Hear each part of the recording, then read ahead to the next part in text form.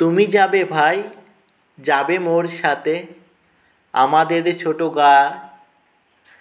গাছের সহায়, লতায় পাতায় উদাসী বনের বাই। এইখানে তোর দাদির কবর, ডালিম গাছের তলে, ৩০ বছর ভিজিয়ে রেখেছি দুনয়নের জলে।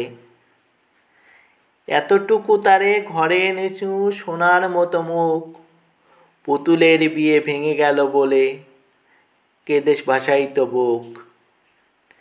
আসমানীরে দেখতে যদি তোমরা সবে চাও, রহিমউদ্দির ছোট্ট বাড়ি রসুলপুরে যাও।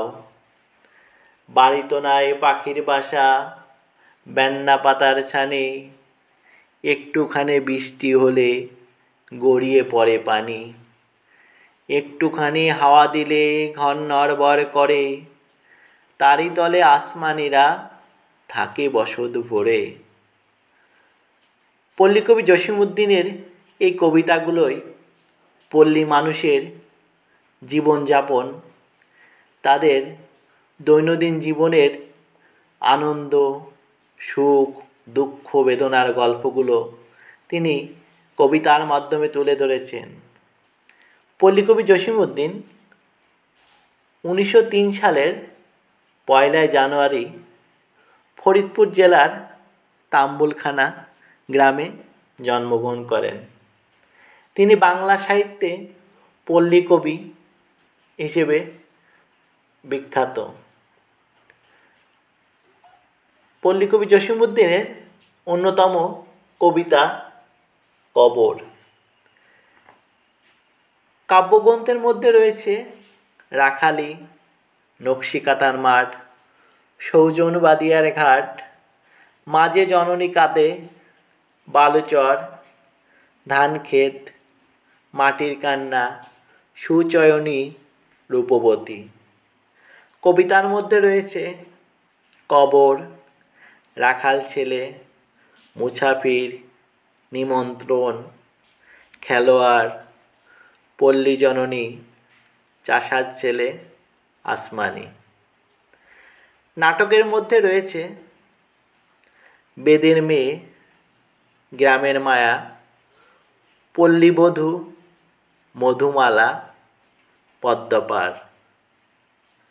তার অন্যতম একটা উপন্যাস বোবা কাহিনী। শিশুতোষ গল্পের মধ্যে রয়েছে এক পয়সার বাঁশি, ডালিম কুমার, হাসু।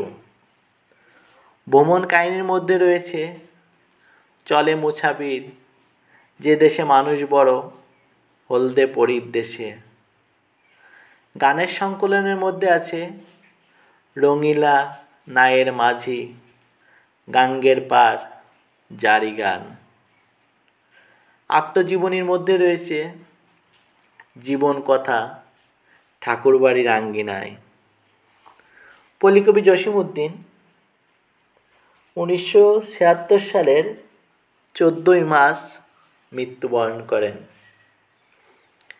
আপনি যদি কখনো ফরিদপুরে যান, তাহলে অবশ্যই এই পল্লীকবি জসীমউদ্দীনের বাড়ি একবার হলেও দেখে আসবেন। আপনি ফরিদপুর শহর থেকে একটা রিকশায় ৩০ টাকার বিনিময়ে আপনি চলে যাইতে পারবেন এই পল্লীকবি জসীমউদ্দীনের বাড়িতে। আপনার প্রবেশ মূল্য নেবে ২০ টাকা পল্লীকবি জসীমউদ্দীনের বাড়ি দেখতে। আর আপনি যদি আলাদাভাবে যে পল্লীকবির যে মিউজিয়াম হয়েছে নতুন, সেটা যদি প্রবেশ করতে চান, ওর জন্য আপনাকে আবার আলাদা ২০ টাকা দিতে হবে। তা আমি আশা করব যে আপনি যদি ফরিদপুরে যান, তাহলে অবশ্যই এই পল্লীকবি জসীমউদ্দীনের বাড়ি দেখে আসবেন। দেখবেন যে তার কবর রয়েছে, সে কবরের পাশে একটা ডালিম গাছ লাগানো আছে, আর ডালিম গাছের কাছেই লেখা আছে, এইখানে তোর দাদির কবর, ডালিম গাছের তলে, ৩০ বছর ভিজিয়ে রেখেছি দুনয়নের জলে। আশা করব আপনারা এই পল্লীকবি জসীমউদ্দীনের বাড়ি দেখে যাবেন, ভালো লাগবে।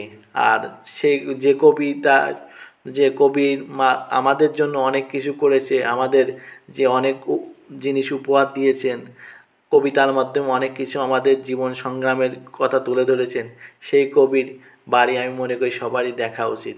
ভালো থাকেন সবাই, সুস্থ থাকেন।